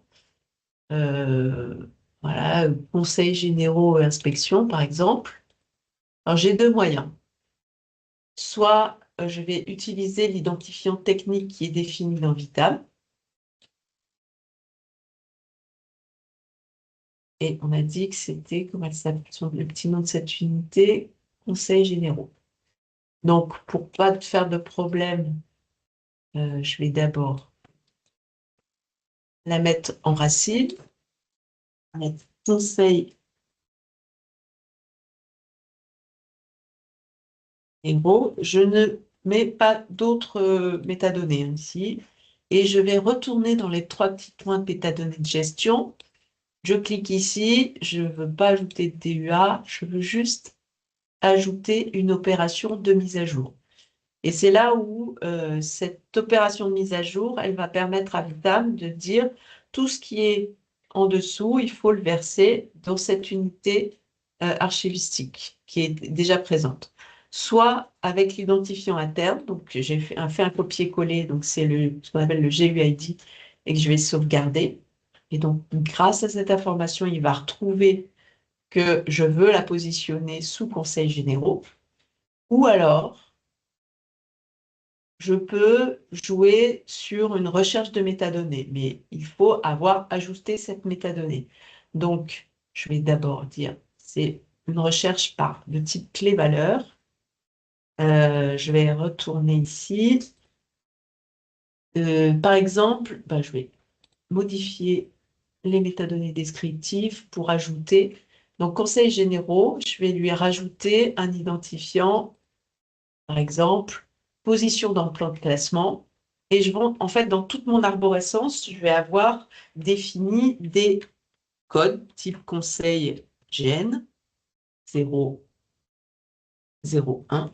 Donc, à cette valeur-là, pour cette métadonnée-là, qui doit être unique, je le copie-colle, j'enregistre. Donc, en fait, je vais lui dire le nom de la métadonnée, son petit nom, c'est file plan position. Et pour la valeur que j'ai donnée, rattache-toi, enfin, c'est l'information qu'on dit à Vitam, retrouve l'unité archivistique qui, pour la métadonnée file plan position, à cette valeur. C'est pour ça qu'il faut vraiment que la valeur soit unique pour que Vitam la retrouve. Donc, cette valeur, il faut qu'elle soit qu'une fois dans votre système. Mais ça vous permet de jouer avec des arborescences toujours identiques, les avoir toujours sous la main, votre arborescence, votre cadre de classement, avoir défini pour une métadonnée que vous avez identifiée pour jouer sur les rattachements, et puis avec les codes posés dans votre recipe, le bon code, pour qu'il aille se positionner au bon endroit. Sachez que si vous faites une erreur, vous pourrez toujours reclasser votre versement. Voilà pour le rattachement. Et on avait, ah oui, l'export CSV. Alors, je vais essayer. Donc, j'exporte sur le disque juste le CSV des métadonnées. Voilà, CSV metadata. Voilà, il est déjà existant. Je l'ouvre. Je le dépose à côté de mon répertoire. C'est là assez important que je suis en train de travailler. Et j'ouvre dans LibreOffice.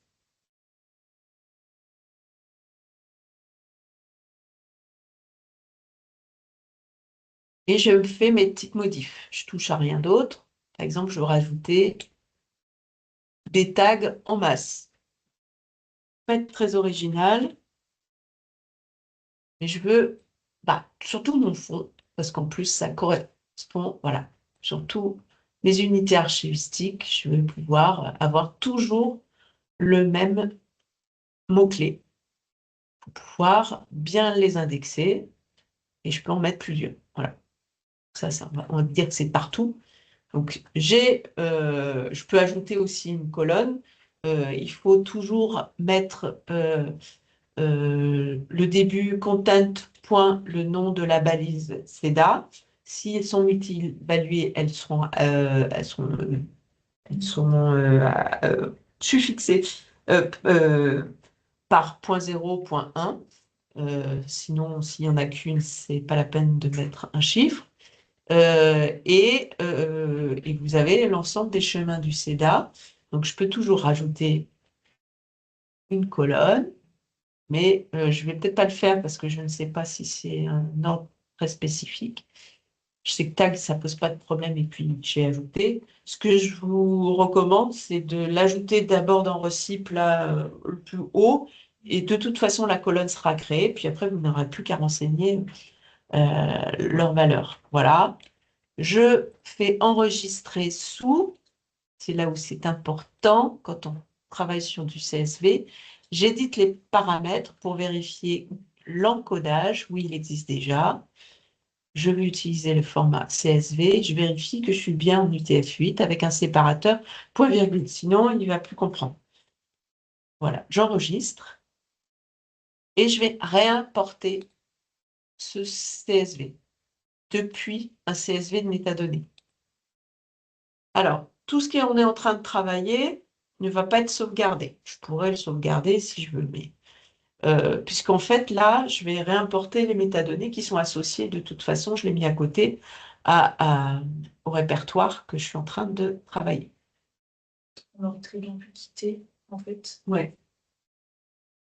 Donc, je vais le retrouver. Je ne sais plus. Il est là.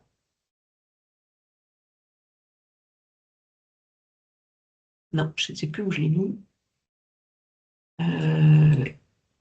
Ah, non, parce qu'il est sur le bureau.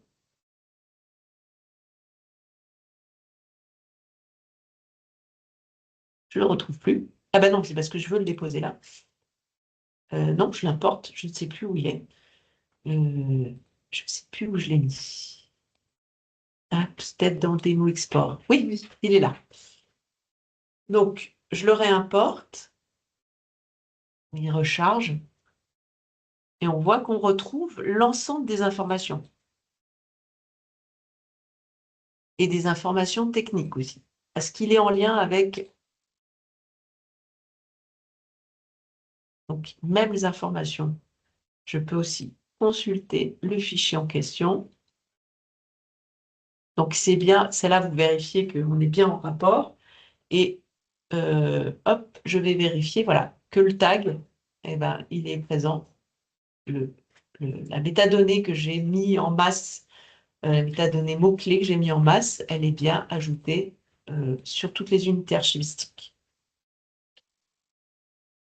On a encore quelques minutes si vous avez d'autres questions. J'ai d'autres questions, j'étais en train d'y répondre, mais peut-on ajouter une balise CEDA 2.3 dans vos SIP afin d'adapter mon SIP en 2.3? Alors, on a un petit peu des problèmes sur les extensions 2.3, surtout au niveau de la signature. Je vous propose d'attendre la nouvelle version qui gérera le 2.3 proprement.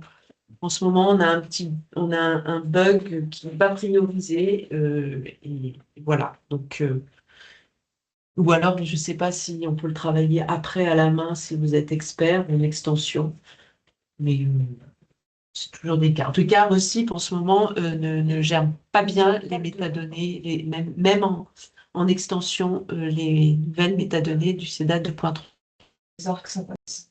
Les arcs, oui, tout ce qui est métadonnées arcs, ça passe.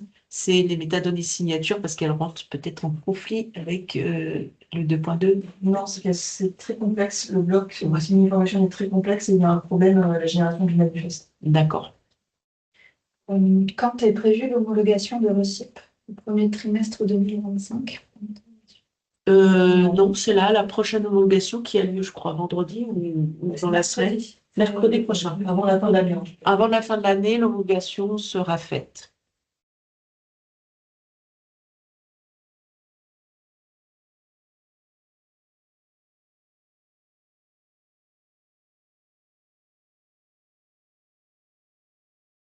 Non, je n'ai Ah, pas d'autres questions. Je pense qu'on a un peu fait le tour de toutes les fonctionnalités de l'outil. Vous voyez que c'est assez... Ça peut vous permettre de bien préparer vos versements. Je vais arrêter le partage.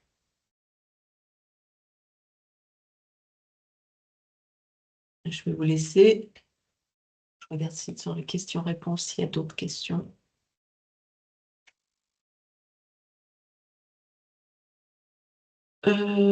Vitam. Merci. Où pourra-t-on trouver les documents à communiquer? Ça, c'est interne, je pense. C'est pas communiqué comme ça. Ah,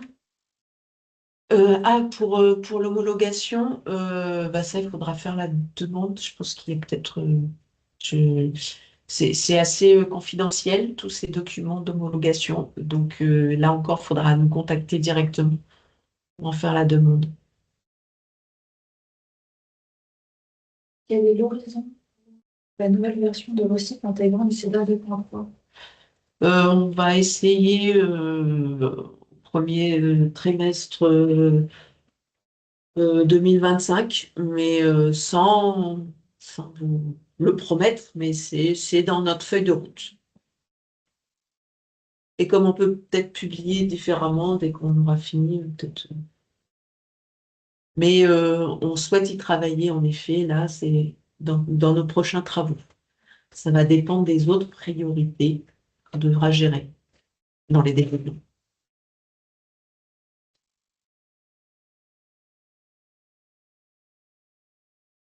De rien.